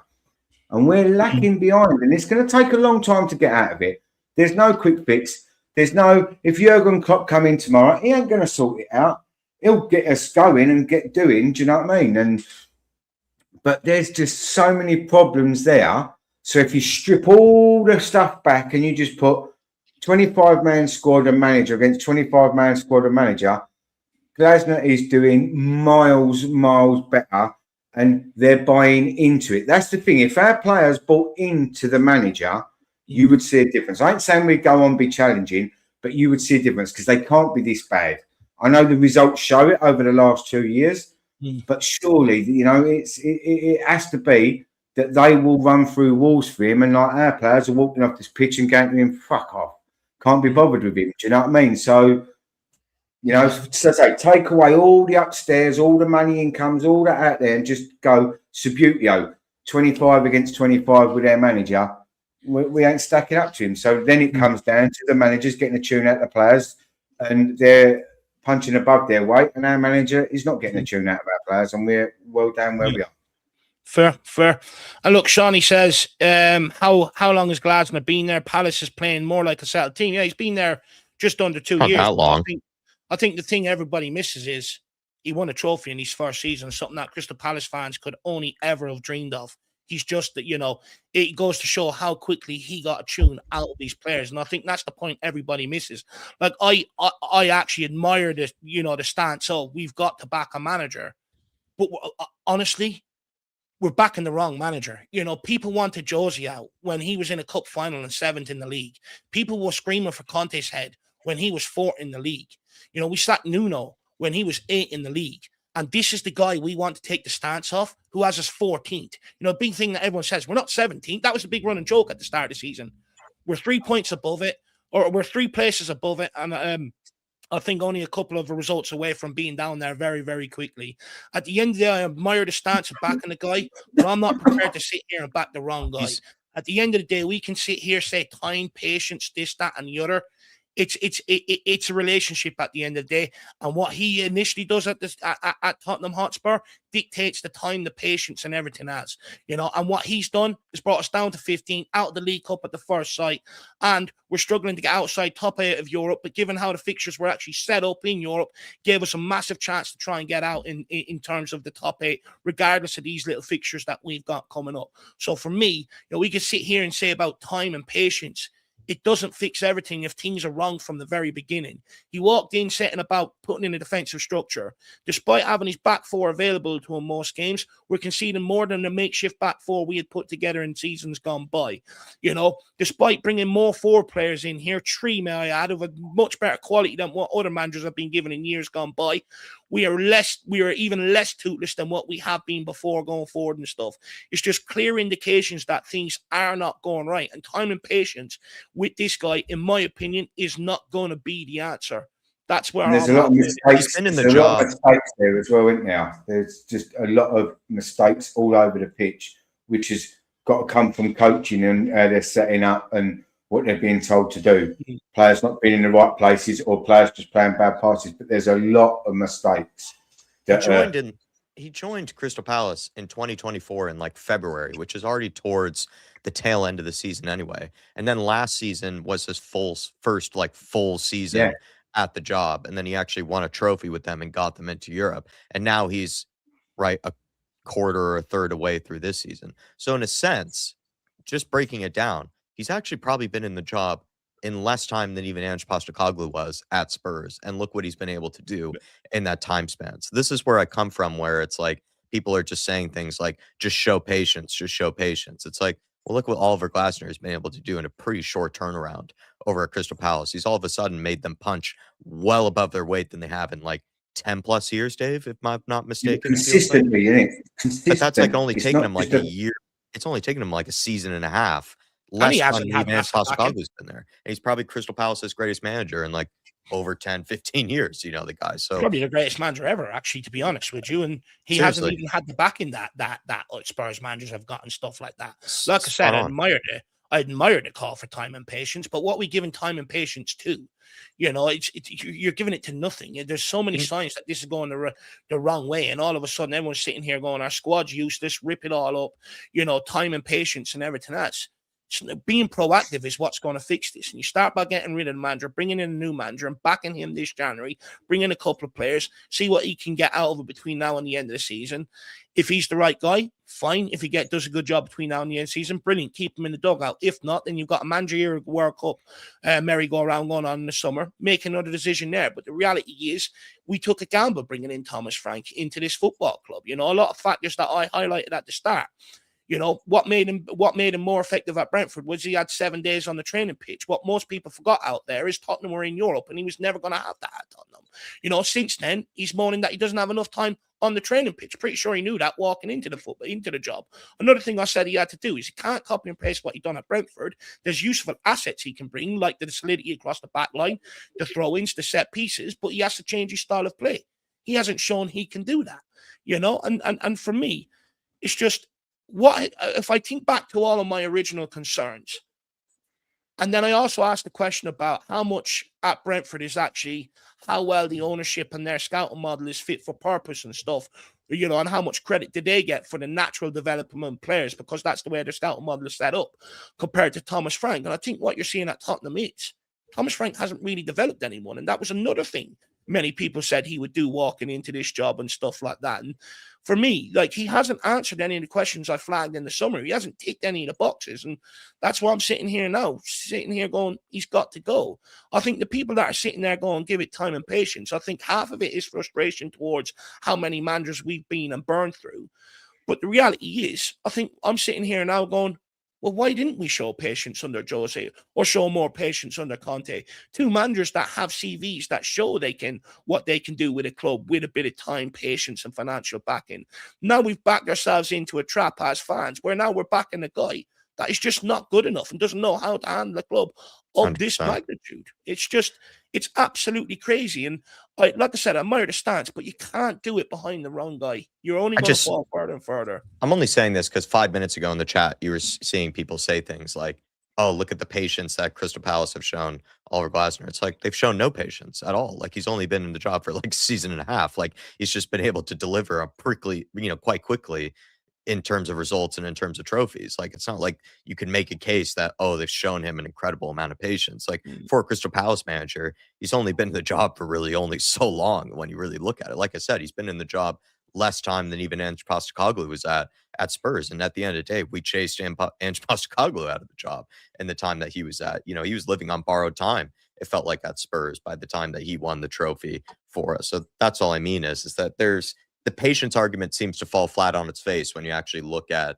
a lot of different managers around the Premier League. You know, it doesn't seem like Spurs fans seem to recognize that it's just not one of those arguments you can make about most clubs, to be honest. Like I'm even looking at the Premier League table just for reference. Like majority of the teams you would look at have all either sacked a manager in the last 2 or 3 seasons, or at one point this season already, their manager was under massive pressure to deliver results because they felt like maybe a change needed to happen. Even Marco Silva at Fulham, right, was under massive pressure all of a sudden to potentially deliver results, even though I think he's been brilliant for them. And now all of a sudden, I think they're like 9th or 10th in the Premier League or whatever it is. So, you know, it's part of being a manager. You have to deliver results at some point, even when you're under pressure. And it seems like with us as Spurs fans, even if we're headed towards relegation, we'll for some reason just say, "Oh, just give the guy time, give the guy time." And it's like it doesn't work that way, to be honest. The thing is, even if you analyze it individually, analyze the squad, are they doing their job to the best of their ability? No. Is the board? No.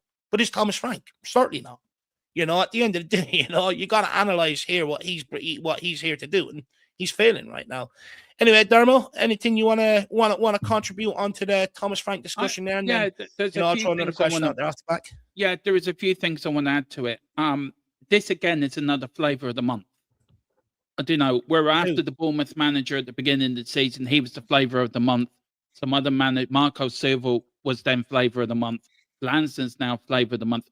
I agree with you, Dave. Thomas Frank's no good. He does have to go.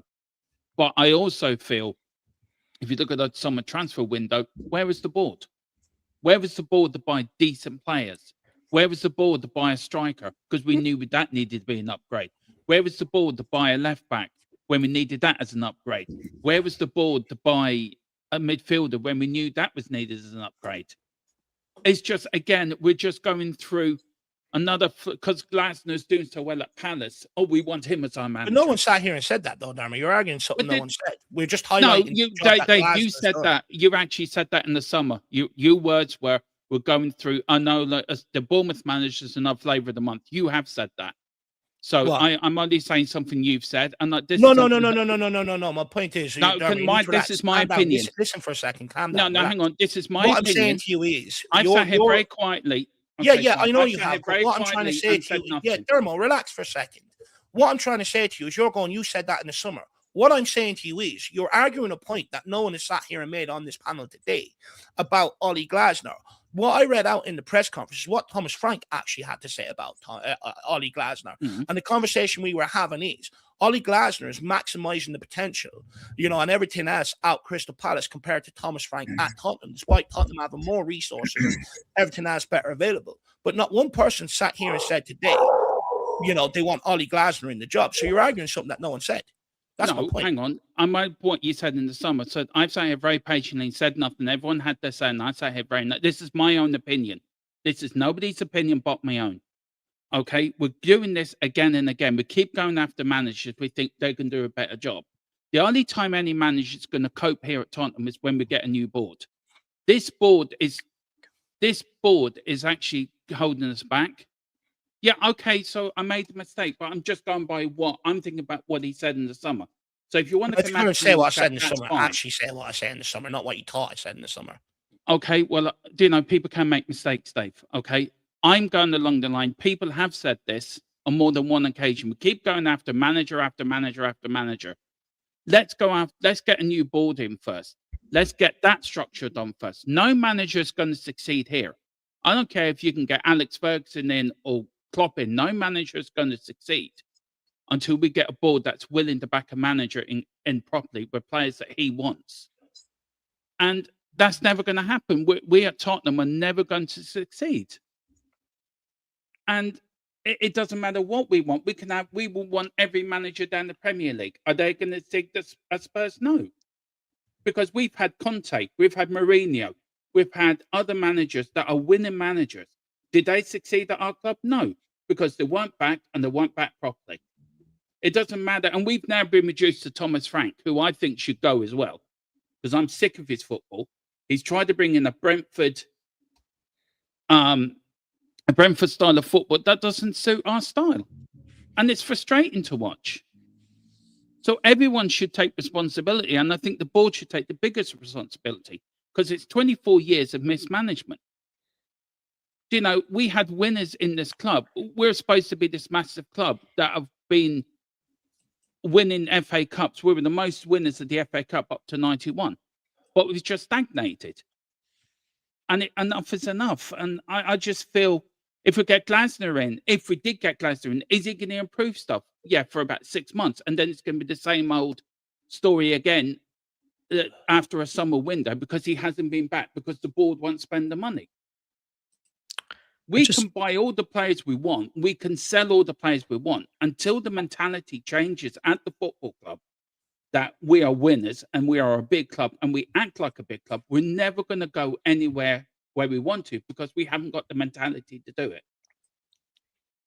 I completely disagree, to be honest. Like, I think we do have a new board and people are already blaming the board before they've even had, in a sense, a real proper opportunity to even show that they are different from the previous regime. People are already blaming them before they even had a chance to sort of flex themselves and show that they are different from the previous regime. Like, yes, they are technically under the Lewis name, but they're supposed to be very different or supposed to have very different intentions, according to them, you know, through their own PR stunts than the likes of Levy and the others. So I think it is kind of rich that people are already blaming this board and looping them into the whole Levy arguments. Like, they are supposed to be a completely different entourage than what we had before under Daniel Levy. We already have Vinay Venkatesham, who in a way is kind of taken the operation roles that Levy basically had at the football club. He's supposed to be looking at things very differently to what Levy is. So we're already blaming these guys before they've even had a chance really at the club. So I do find it a bit rich that somehow they're being lumped in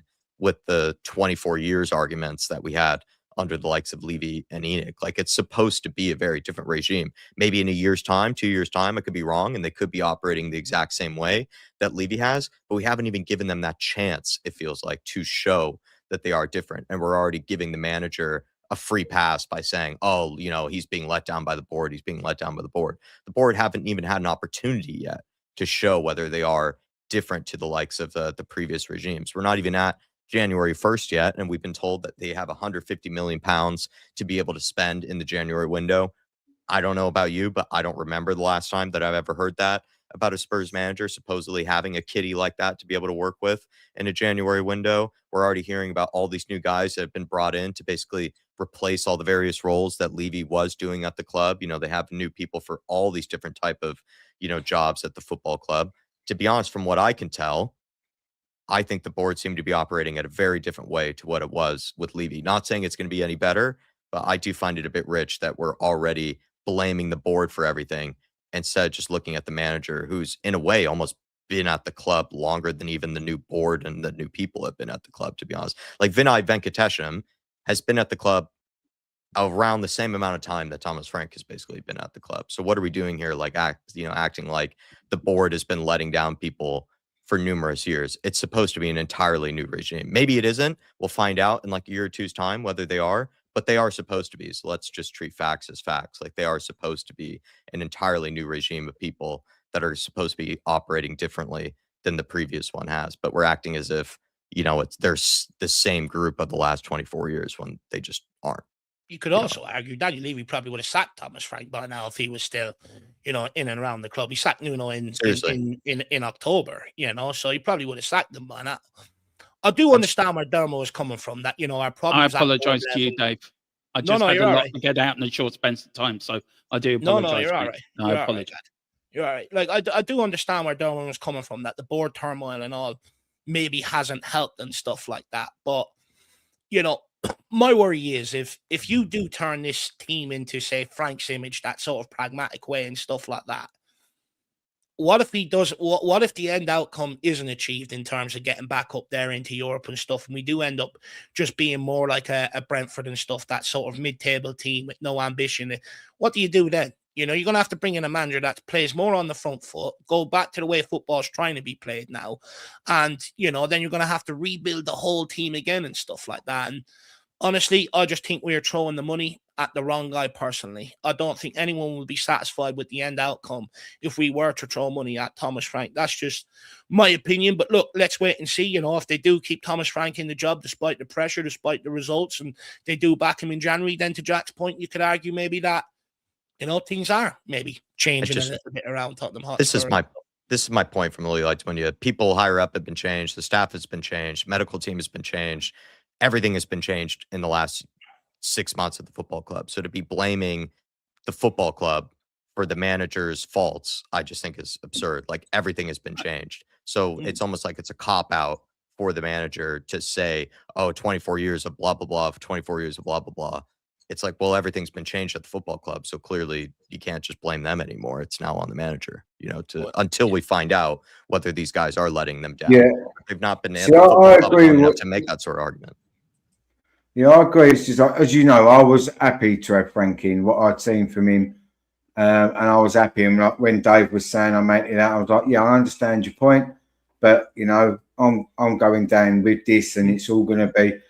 And I'm surprised how quick I have changed my opinion. You can call it flip-flop. I'm not. It's just as new evidence comes along, you have a difference of opinion, right? At the start, it was I hope he does well. I think he'll do well. He'll do great. The regression in some of the players I'm seeing, like Van der Ven, people saying Van der Ven's improved. No, Van der Ven's just playing in a different way and being able to show that he was a defender before, because no one of us will watched him at Wolfsburg and wherever else he's been. We only see him under the hand system, running from the halfway line back, doing these challenges, and that was it. So it's good to see him actually be a defender. But I don't think Romero's got better. I think his attitude and his mentality as captain is getting worse. Jed Spence is doing what Jed Spence does. Porro's gone backwards. We can't judge Paolini and Xavi because they weren't here last year. So to say they've got worse or better, we don't know. But, you know, I'm not seeing any green shoots or any glimmer of hope. And, you know, in the summer, we've bought 4 players that are for them now. They're not what we usually buy. Yeah. But I'm going into next week in the transfer window open, quite worried if we give it to him. I understand he probably does need a few more players. But if you showed us a system you're trying to work with, we can understand the players you're trying to buy. But because you have no system and it changes every week, personnel changes every week, shape every week, instructions every week, who are you going to buy to play your system? Because you don't know it. You said you don't know it. We don't know it. So who have you gone to, if it's Paratici or Lang, and saying, I need these players to fit in my number 7 and 11? You knew Sonny was going. You never replaced him. We've been weak there all season. So, you know, if he goes out and buys a left winger, we'll go, oh, well done. No, that should have been done in the summer. So you ain't getting a pass for that. So, you know, if we're giving him 150 million quid, I'm quite worried. And I really didn't think I'd be in this position. And the thing is, I sort of agree, you know, I would like more attacking options in here. I'd ideally like to get to where we're not relying on a Richarlison or a Johnson to come in and relieve certain players in the starting 11 and stuff like that. But the reality is, you know, you go back to preseason, you know, we had problems going forward, massive problems in preseason. You know, everyone got hyped after beating Arsenal because Papa Matt scored from halfway. I remember saying at the time, let's not get too overexcited here. You know, there's warning signs on the horizon of what's to come. We can't break teams down all preseason. It's a huge problem. Then we add in, you know, Kudos towards the end of preseason. Then we add in Xavi Simons. We also add in Moani. still not getting anything from it. You know, and I think it speaks more about the system than the individuals right now, in my opinion, and what's being coached and stuff like that. You know, it's a huge concern for me. Like, for instance, like King Huddle will say, where is King Huddle? I'm not digging you out, King Huddle. I just caught this. He says, I can't judge Frank on 17 league games. But again, that's picking the league. You know, you include Champions League. We went out of the League Cup at the first time of asking. If we didn't, we would have had more games. And also preseason. You're talking about nearly 30 games of football. You know what I mean? That is a fair bite-sized sample to judge the manager over. And, like, you know, you're just sitting there going 17 because it suits that side of the argument. But it's negating that we can judge it over 30 games of football nearly. And, you know, nothing has changed. Nothing has improved in that regard.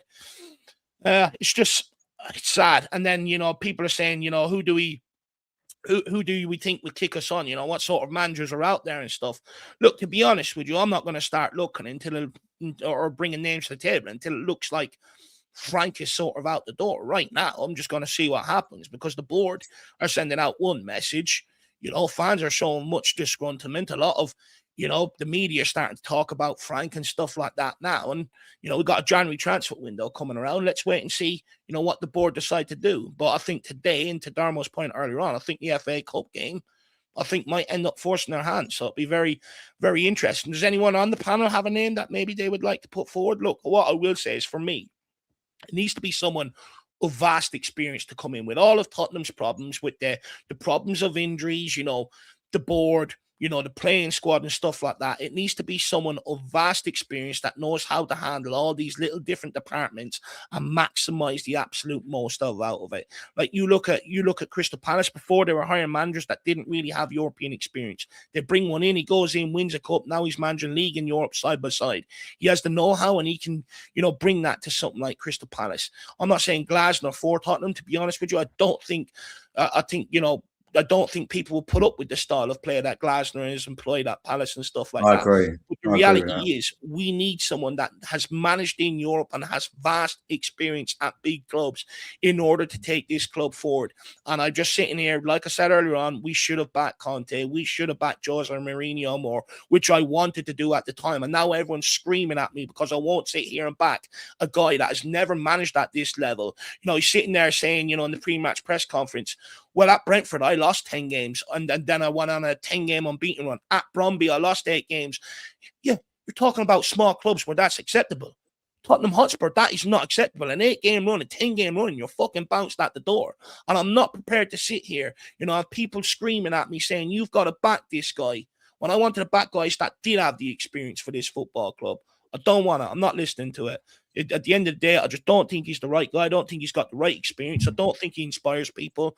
And if you don't inspire people, you don't extract the maximum out of the board. You don't extract the maximum out of your players. You don't extract the maximum out of, you know, everybody around you. And that's my huge concern, you know. And when I look at the words that he's employing and that he's employed since he's left, he comes in off the back of Europa League, where all them players' egos are at their highest, the confidence is at the highest and everything else. And he comes in and says, I guarantee you we're going to lose games. This is what I agree with you, Dave. You've got the footballing side and the tactics we ain't got confidence in. But I think his nails in his coffin is what he's actually coming out and saying. I think, for me, he can change the tactics next week. And like, he comes out today and he's playing a 4-4-2 that no one thought he'd play, and he's doing it traditional. And these all got positions and all doing a job. And we go, all right. And we forget last week, Liverpool and before. But his words are going to resonate with us and stay in us, because we all sit there, like Jack said earlier. I quote what Anne said 2 years ago. We don't forget these things. So everything he's coming out and saying is not playing the football we want, and something to get behind. And then his words are just pushing us further away. The likes of picking on the fans, saying you're not real fans and we love the real ones. And you're just going down an alley that you don't want to go down. And he's not helping himself in any way. And, you know, that ain't on us. We can sit and talk about till the cows come home. We have no influence over it.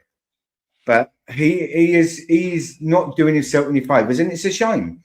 But if he's just saying, if he is out of his depth and he don't know how to handle it, then this is what the mess is causing himself, because he won't admit that he can't. But and it's one time. Sorry, go on. It's just worrying times. It's concerning. It's concerning. Look, the lineup is coming out. We will bring that up. I just want to take this from Ratty Man. He says, tried that day with Mourinho and Conte. What happened? Two things. You know, they initially came in. Conte came in when we were in turmoil under Nuno. Took us to a Champions League finish that year. You know, end up playing Champions League football the next season. You know, and at the end of the day, he got into a bit of trouble in the next season, but he was fourth when he left this football club. And the standards were much different at this football club. That was almost nowhere near acceptable not to be in challenge for fourth at the time. Jose Mourinho was sacked before a cup final and sitting seventh in the table, you know, and that was initially him coming in, you know, bringing some green shoots, kicking this on, come into a little bit of trouble. We sacked him. But again, we sacked him off the standards of top four. Now we're sitting here going, let's keep Frank in a job, and he's 14th, and the standards have completely dropped and deteriorated and stuff like that. And in reality, when you look at the situations, because they came in and initially got good green shoots, they're the guys you back. They're the guys you double down on and stuff like that. Or they're the guys you double down on when they hit a bit of trouble because they've shown what they can initially do. You know, with Thomas Frank, he hasn't shown what he can do.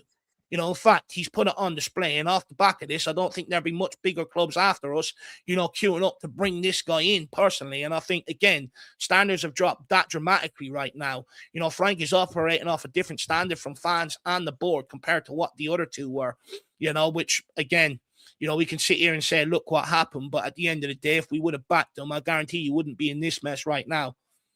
Anyway, let's get on to the lineups. The lineups are out. We've got Vicario in goals. Danzo comes in for the suspended Romero alongside Mickey van de Ven, who captains the side in Romero's absence. Pedro Porro at right back, Jed Spence at left back. Then you go into midfield. You have Archie Gray, Lucas Bergval and Rodrigo Bentancur. No João Paulini again, which is very interesting. Maybe we need to have a quick discussion around that before we end off. And then up front, then it looks like you've got Kudus off the right, Colin Moani then off the left, and Richarlison up front. Now, Richarlison could go off the left and Moani up front. Could be a variation of that. But it does look like it's probably going to be the 4-2-3-1 with Bergval sort of operating higher up than maybe Gray and Bentancur. And then on the bench, you've got Kinski. Radu Dragosin makes an appearance, but we don't know whether he'll be here beyond January with all the rumors around him. João Paulinho on the bench again. Matisse Tell, Brennan Johnson again. You know, he might be a pass player as soon as the New Year's, along with Toko Takai has made the bench today. Wilson Odeberg, Ben Davies, and Dane Scarlett. I actually want to get into João Paulinho because I actually did have a question on it that we just never got to. You know, this is now the last 5 Premier League games that João Paulinho has not started. Why do we think he's sort of fallen out of the starting 11? Or, you know, he's not really, you know, you could almost maybe start saying he's not in Frank's plan sort of moving forward. You know, we'll start with Drew on that one, Martin. I think I'll hold Jack's thoughts back maybe for the pre-game. I think it's madness. We've not had traditional 6 for years. As fans, we've been calling out for it. We get one. We get a decent one. Yeah. And he started playing him and Bentancur. Some people didn't like it. Some people did. But since he stopped playing Bentancur and Paulinho, we've got worse. And then he decided to pick Bentancur week in, week out over Paulinho. I'm a bit baffled with it because what happens is it gets to 60 minutes, 70 minutes, and we're chasing a game and we're trying to get back into it. So you throw Paulinho on, and Paulinho's coming on, running around like headless chicken to try and make an impression and to shore us up. And he's gaining into sliding tackles, and then that's leaving space in behind, rather than giving him the game where he can control and dictate a little bit, you know, and ease up the defence there, what he's meant to do, and take the pressure off them a little bit. You can't do that in 25 minutes, 20 minutes at the end of a game when you're trying to chase it. You're not protecting it. It's not all cohesive. Do you know what I mean? It's right, we're backs against the wall here. We're in the shit. You've got to dig us out. And that's the wrong position to start messing around with as that. You know, I think if you're going to have your, all right, you can't have his back four today, but if you've got your solid back four, you stick him with your keeper and you stick with your number 6. There you go. All you got to do is find your number 10 and your striker. And there's your good spine all the way through. And then the side stuff works off of that. But I don't know. Listen, I'm not saying Bentancur is this, but he's not that player. He's more in that 8-role. He can work with Paulinho in a 6, but he's not that protector. And I don't know. It's the same with leaving Xavi out. There's something in there that he I don't know. I don't understand it. But this is why again I'm hesitant to get behind the narrative that if we give Thomas Frank more players, it's going to improve, because the players that we have given him, Xavi spent half of this time on the bench. João Paulinho hasn't started the last 5 Premier League games, and these were players that were brought in to improve the squad, to improve the situation. And this is where I struggle with Thomas Frank. It's sort of like you can sit there and scream for more players, and he wasn't back in the summer, but the players we gave him, he's not using. So how much of it is down to him? Like the midfield he's playing there today is a midfield that got ran through consistently last season. Like to your point, we needed that number 6, that bit of steel, and he came in, he provided that. When we were playing well, we had presence in midfield. We were turning ball over. Yeah, he's not your fancy passer and stuff, but that's not what we brought him in to do. No. And it's sort of like, this is what I just don't understand. You've got to have that player in the midfield. Every top team has that player in the midfield. So for me, again, another red flag in terms of, this midfield setup today. It's sort of like you're bringing in a guy to bring in something that we lacked, and now you're not using them. That's 5 Premier League games on the trot. And I think, Dermot, then it begs the question, what does that say about his role long-term at Spurs, considering he's only on loan then? Yeah, and that shows then his loan's going to be cut short in the summer then, doesn't it? Which I think is a shame. I think I would have started him today. I would have started him ahead of Bentancur. I just don't know what this manager's doing anymore, and he doesn't.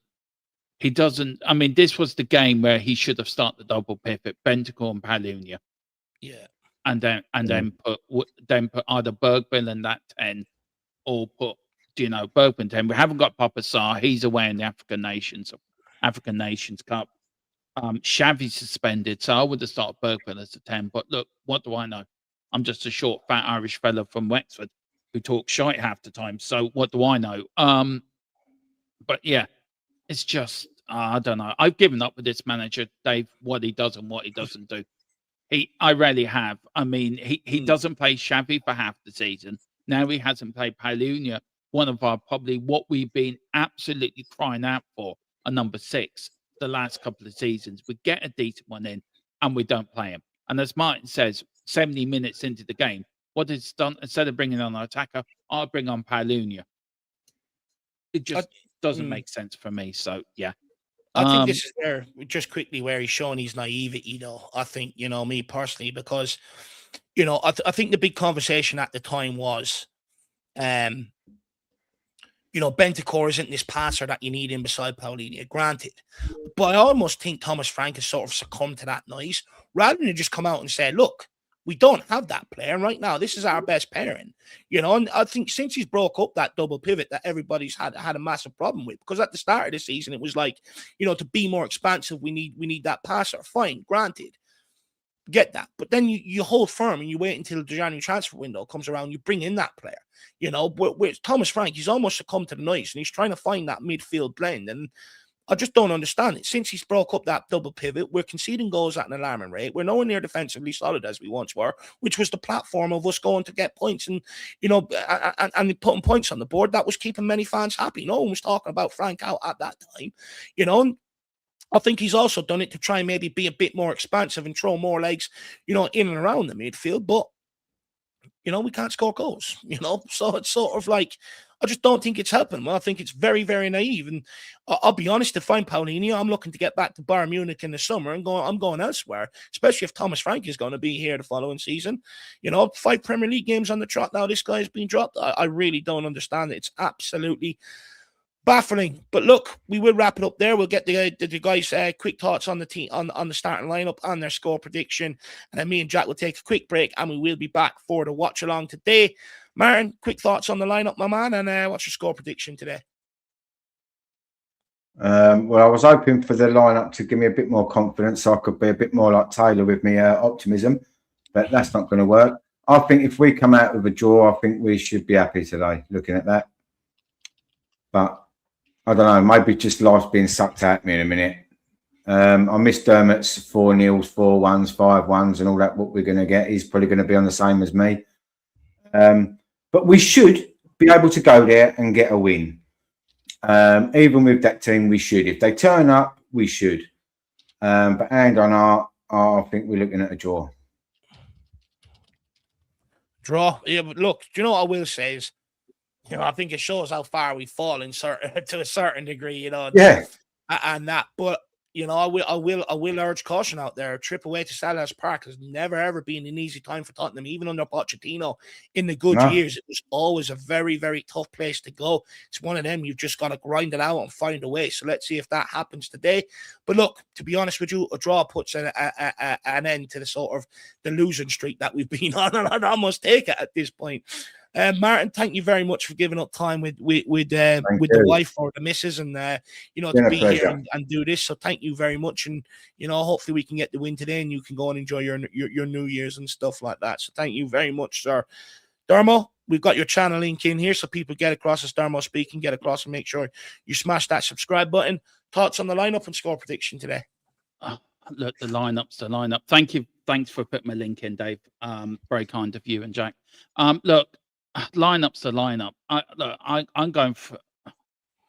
I can't even go for a win. I'm going for a draw as well. I'm going for a 1-1 draw. I mean, my heart's telling me go for it. Look, go for it, and I can't because they let me down every bloody time. Look, if we get a 2-1 win, I'd be overjoyed. If we get a draw, I'd be overjoyed. But there's a small part of me thinking, Jesus Christ, we can come up there and really play really bad and get rolled over, which reminds me of the time with Nuno when we went there after a good win and they rolled us over 3-0. I think that we've only lost there once or twice in our Premier League history. But yeah, I'm going for a 1-1 draw, Dave. Me. 1-1 draw. Fair play, Dermo. Fair play again. Look, I think most fans would probably take that today where we're at. And then Tim thinks we're all idiots, so fair play to you, Tim. Look, you're entitled to your opinion at the end of the day. But guys, that's it from us. We'll see you back here in half an hour's time. Myself and Jack, we'll be here, the half an hour in the build up to the game. We've got plenty to discuss in terms of lineup today, plenty to discuss around Paulinia and stuff like that. So we'll see you back here in half an hour's time. I want to say a massive thank you to everybody who's took the time out to tune in and listen to us today and be a part of this discussion, all you guys in the chat and at home. I know you've got family and friends and it's that time of the year, so I really appreciate you giving up a lot to be here. So thank you very much for all of your support, and also to the people that have gone the extra mile in such an expensive time of the year as well. Sugar Ray, Taylor, Dermo, Joff, and also the Two Marks show as well. Really appreciate all that, guys. And last but not least, appreciate these two guys giving up their time, and we'll see you back here in half an hour's time. Regardless of what's going on, we all go into the game hoping and praying for a win. As always, come on, you Spurs. Come on, you Spurs. Come on, Spurs.